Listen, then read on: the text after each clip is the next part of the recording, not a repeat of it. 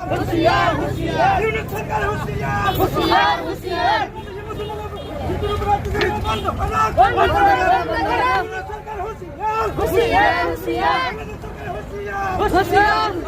আপোনালোকে জানে যে অতি সম্প্ৰতি বাংলাদেশ বিৰাট অস্থিৰ হৈ আছে। বাংলাদেশৰ আভ্যন্তৰীণ পৰিস্থিতিটো সুস্থ নহয় আৰু অন্তৰ্বৰ্তীকালীনৰ চৰকাৰৰ যোন মুৰব্বী ইউনুছ চেলিম তেখেতে বাংলাদেশৰ আইন শৃংখলা তেখেতে মেইনটেইন কৰিব পৰা নাই, যাৰ কাৰণে বাংলাদেশক সংখ্যালঘুৰ ওপৰত যি অত্যাচাৰ হৈ আছে বা অন্যান্য যিবিলাক আইন শৃংখলাজনিত পৰিস্থিতিৰ সৃষ্টি হৈছে, সেই আইন শৃংখলাজনিত পৰিস্থিতিৰ প্ৰতি লক্ষ্য ৰাখি আমছুৰ কেন্দ্ৰীয় সমিতিয়ে এটা কাৰ্যসূচী ঘোষণা কৰিছিল যে ইউনুছ চেলিমৰ প্ৰতিমূৰ্তি দাহ কৰা কাৰ্যসূচী আমি ঘোষণা কৰিছিল কেন্দ্ৰীয় সমিতিয়ে। আৰু কেন্দ্ৰীয় সমিতিৰ নিৰ্দেশ মৰ্মে গোটেই অসমতে সমগ্ৰ অসমতে বিভিন্ন জিলা সমিতিয়ে প্ৰত্যেকটো জিলা সমিতিয়ে এই কাৰ্যসূচী আমি পালন কৰিছোঁ। আজি আমি কলগাছিয়া জিলা সমিতিয়ে TND বজাৰত ইউনুছ চেলিমৰ প্ৰতিমূৰ্তি দাহ কৰিছোঁ। কাৰণ হৈছে যে আমি এটা সংখ্যালঘু ছাত্ৰ সংগঠন হিচাপে পৃথিৱীৰ য'তেই সংখ্যালঘুৰ ওপৰত অত্যাচাৰ হ'ব তাত আমি মাত মাতিব লাগিব, সেইটো আমাৰ দায়িত্ব আৰু কৰ্তব্য। বাংলাদেশ চৰকাৰে সংখ্যালঘুসকলৰ নিৰাপত্তা নিশ্চিত কৰিব লাগিব। বাংলাদেশ এখন ৰীতিমতো এখন তেওঁলোকৰ সংবিধান মতে তেওঁলোকে এখন ধৰ্মনিৰপেক্ষ ৰাষ্ট্ৰ, আৰু ধৰ্মনিৰপেক্ষ ৰাষ্ট্ৰ নহ'লেও কোনো যদি বিশেষ ধৰ্মীয় ৰাষ্ট্ৰও হয়, সেই ৰাষ্ট্ৰৰো এই অধিকাৰ নাই মানৱ অধিকাৰ উলংঘন কৰি কোনো ব্যক্তিক হত্যা কৰাৰ তেওঁলোকৰ কোনো অধিকাৰ নাই। বাংলাদেশে বিশ্বৰ সংখ্যালঘুসকলৰ প্ৰতি ভাবুকিৰ সৃষ্টি কৰিব নোৱাৰিব। বাংলাদেশৰ এই নৈতিক অধিকাৰ নাই। বাংলাদেশে হিন্দু হওক মুছলমান হওক কোনো দেশতে, পৃথিৱীৰ কোনো দেশতে হিন্দু হওক মুছলিম হওক খ্ৰীষ্টান হওক জৈন হওক বা অন্য বিভিন্ন যি ধৰ্ম বা নাস্তিক হওক আস্তিক হওক যি ধৰ্মৰ মানুহ য'তেই নহওক কিয় কোনো মানুহে এনেকৈ হত্যা কৰাৰ কোনো বৈধতা থাকিব নোৱাৰে। ইয়াৰ উপৰিও তেওঁলোকে ভাৰতৰ হাই কমিশ্যনত বাংলাদেশত আমাৰ যি ভাৰতবৰ্ষৰ হাই কমিশ্যন আছে তাতো আক্ৰমণ কৰিছে। এই আক্ৰমণক আমি কঠোৰ ভাষাৰ নিন্দা কৰিছোঁ আৰু আমি ভাৰত চৰকাৰক টানি অনুৰোধ জনাইছোঁ যে বাংলাদেশৰ নিচিনা এখন দেশে ভাৰতবৰ্ষৰ লগত এনেকুৱা চেলেঞ্জ ল'ব পৰা তেওঁলোকৰ শক্তি নাই। ভাৰত চৰকাৰে অনতিপলমে ইয়াৰ যোগ্য প্ৰত্যুত্তৰ দিব লাগে।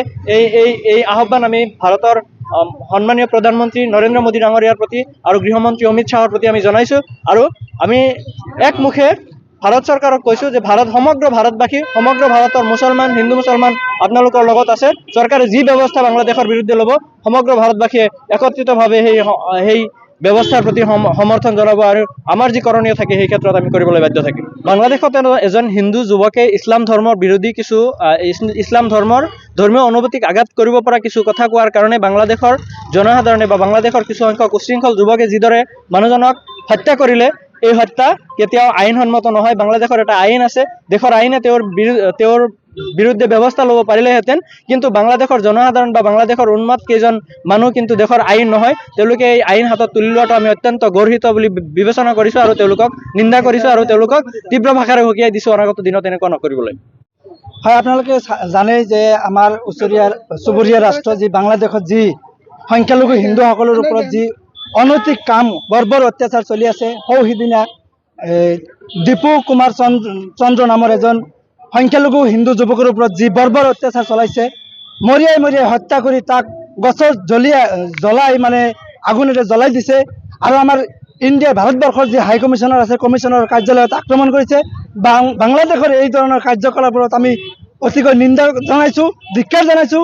আৰু বৰ্তমান বাংলাদেশৰ অন্তৰ্বৰ্তীকালীন চৰকাৰৰ যি মুখ্য উপদেষ্টা প্ৰফেচাৰ ইউনুছক আমি অসমৰ পৰা অসম সংখ্যালঘু ছাত্ৰ ইউনিয়ন চমুকৈ আমছুৰ তৰফৰ পৰা সকীয়াই দিব বিচাৰিছোঁ যে এখন ৰাষ্ট্ৰত যি সংখ্যালঘুৰ ওপৰত যদি এনেকৈ বৰ্বৰ অত্যাচাৰ চলায়, যি চহৰৰ মাজমজিয়াই যদি এজন হিন্দু যুৱকক সংখ্যালঘু হোৱাৰ কাৰণে যদি সেই হিন্দু যুৱকক মৰিয়াই হত্যা কৰি গছৰ লগত তেওঁক আগুনে জ্বলাই দি হত্যা কৰিছে, আমি এই কাৰ্যক তীব্ৰ ভাষাৰে গৰিহণা দিছোঁ আৰু ইউনুছ চৰকাৰক আমি সকীয়াই দিব বিচাৰিছোঁ।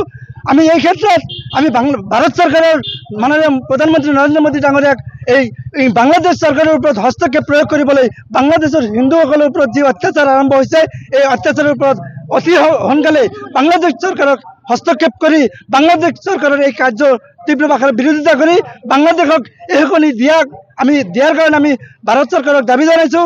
আৰু আমি সদৌ অসম সংখ্যালঘু ছাত্ৰ ইউনিয়ন চমুকৈ আমছুৰ আজি গোটেই অসম জুৰি জিলাই এই বাংলাদেশৰ যি চৰকাৰৰ মুখ্য উপদেষ্টা আছে প্ৰফেচাৰ ইউনুছৰ প্ৰতিমূৰ্তি দাহ কাৰ্যসূচী লৈছোঁ। আৰু এই ক্ষেত্ৰত আমি কলগাছিয়া জিলা আমছুৱেও TND এই বজাৰৰ মাজমজিয়াত আমি এই কলগাছিয়া জিলা আমছুৰ তৰফৰ পৰা আমি এই প্ৰতিমূৰ্তি দাহ কাৰ্যসূচী ৰূপায়ণ কৰিছোঁ।